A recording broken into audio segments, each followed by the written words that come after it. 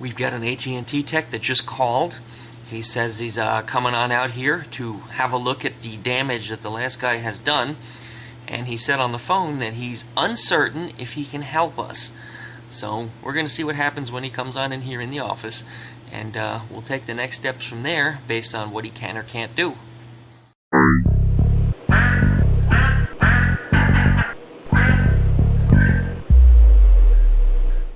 So we're back. I'm still out of business because AT&T still hasn't helped the situation. What we've got here is we've got the existing cable modems that we know about, and we have the wiring, which has been caught and removed by the first technician that came on out here. These wires are supposed to go to my PBX system. As you see, they're not connected to anything at all anymore. Nothing. These two wires are a mystery. We have no idea what these go to. These probably fed some other phone jack or something here in the office that were plugged into my cable modems previously. The installer did install two phone jacks to replace the two old ones that were here already. There was no reason to replace these. These probably would have been just fine, but he wanted to, so I let him go ahead and install that. I guess he figured he was helping us, so I let him put those in. The second wire, the green wire that you see here, is bottom is line 2. This plugs into our cable modem.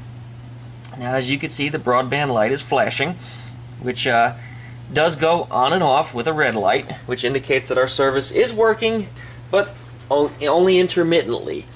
So it is coming and going, and it will not stay on at all because of how it's been set up.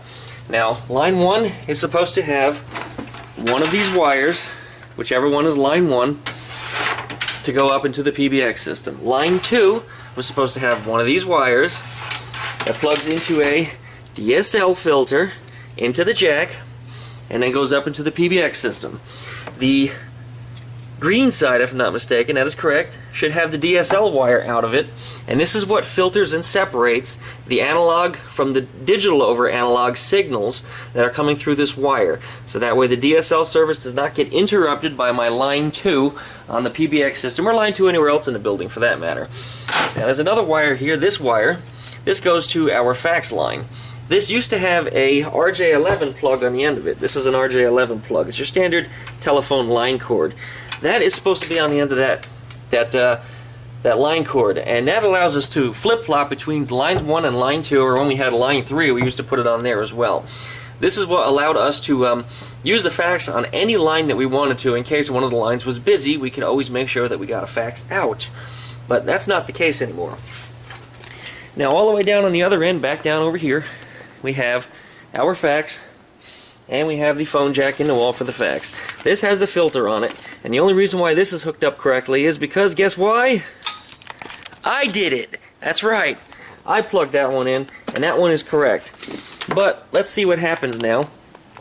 When we pick up line 2 with the DSL hooked to line 2, the way he's put it in, which is wired in parallel to the hardwired PBX system, it goes directly into the block.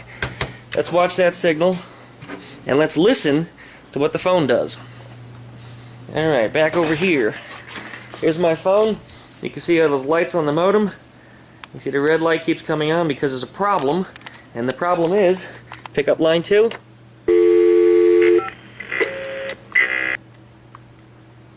Not quite loud enough for the camera to pick it up.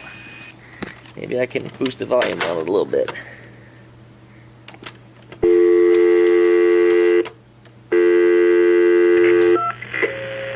Hear that buzzing?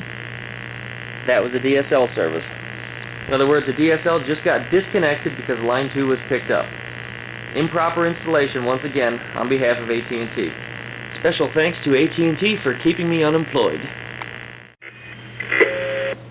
If you'd like to make a call, please hang up and try again. If you need help, hang up and then dial your operator.